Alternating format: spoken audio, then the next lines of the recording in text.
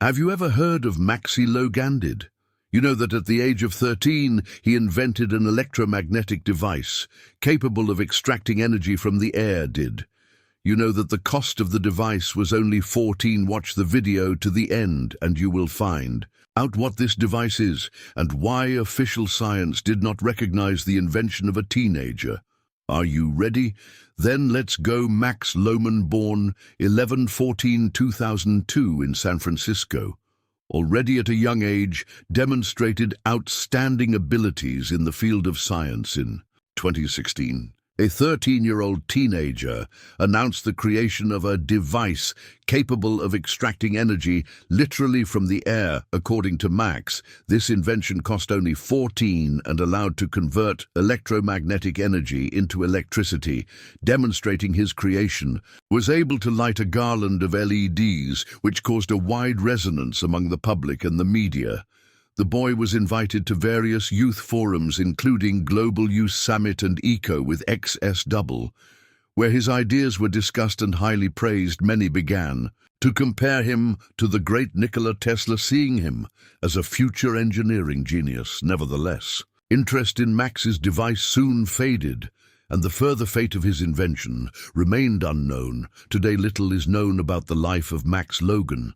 After a surge in popularity, he returned to normal life, probably continuing his scientific research away from the public eye. As far as is known, Max enjoys reading, writing, traveling, and sports, especially basketball. He has a pet dog, which he loves very much, despite the fact that his invention has not received wide recognition in scientific circles. Max's story remains an inspiring example for many young people striving to change the world through science and technology. Max is currently studying at the Massachusetts Institute of Technology. So it is likely this is still not the latest news related to him. Max Lohmann, together with his brother Jack, organized the laboratory of Logan Lapswright in the backyard of his house, where they conducted various scientific experiments. At the age of 13, Max developed a unique device, the cost of which was only 14. It was called Energy Horizon Gedler and was positioned as an affordable, ecologically friendly and wireless source of energy. According to Max's invention, could capture radio waves from the surrounding space and convert them into direct current of various electrical appliances. For example, LEDs. During the demonstration of the device, it demonstrated its effectiveness, powered circuit of LED lamps, without the need to connect to external power sources. Comment one of the journalists said, "Imagine if a similar device is 20 times larger, what prospects are opening up?" Thanks to this invention, Max quickly gained fame, appearing in the headlines of the world's leading publications. He was invited to major international events, such as the Global Youth Summit Nexus ECO, with X with double, as well as the Global Green and Fleet Store Academy Awards. Later, he took part in the World Science Festival 2017 in Brisbane. In 2017, a video from Max appeared on the internet in which he discusses the potential destruction of the universe by CERN, which caused a wide resonance.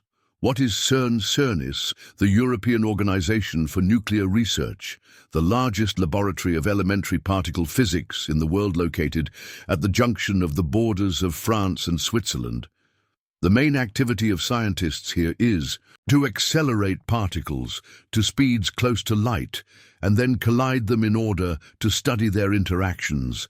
Where we found in a parallel universe, Max suggested that CERN has already destroyed our universe, and now we are in a parallel version located next to former. In addition, this young genius expressed the idea of the existence of many parallel worlds arising continuously, according to Max's theories about multiple parallel universes.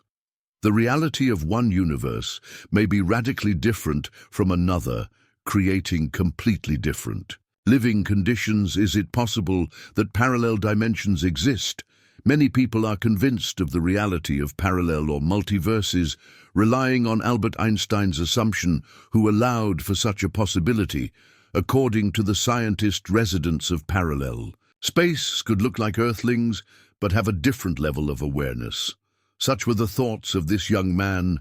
My main goal is to be useful, to create a future where people can live happily and safely.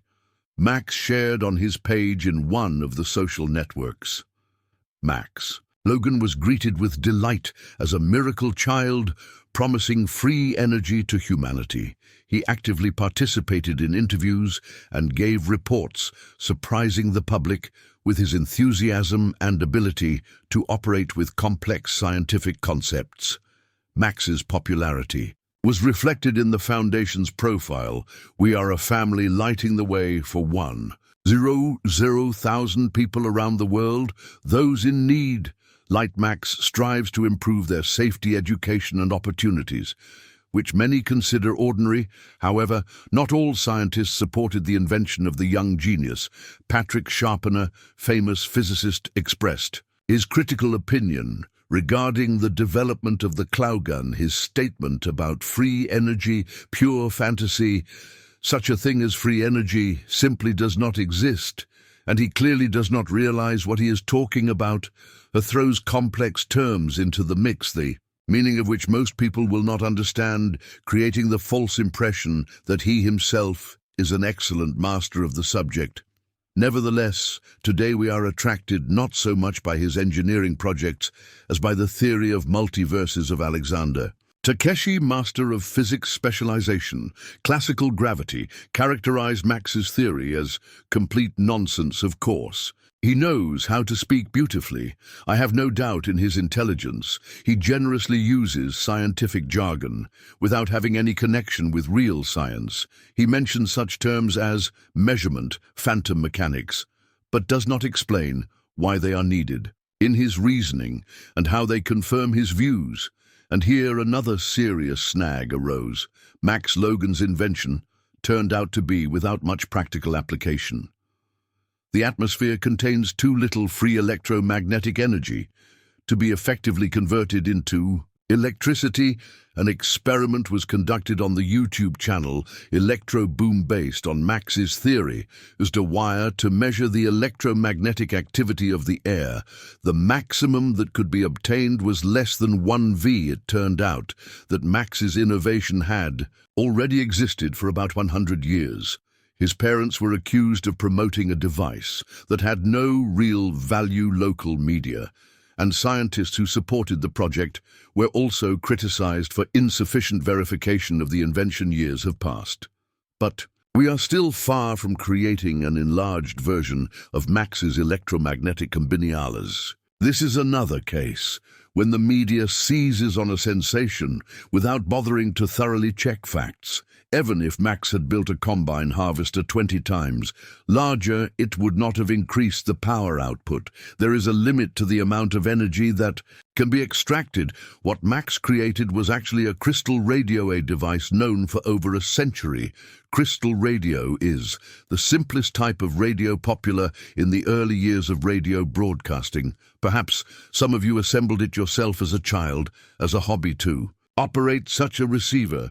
A power source is required, be it a battery or an external network, and it uses only the power that it receives from the radio signal. Thus, we are not talking about free energy at all. The electricity that creates the current in the coils of the device comes from the radio transmitter, the power of which varies from a few watts to 50. 0 watts even at maximum power values.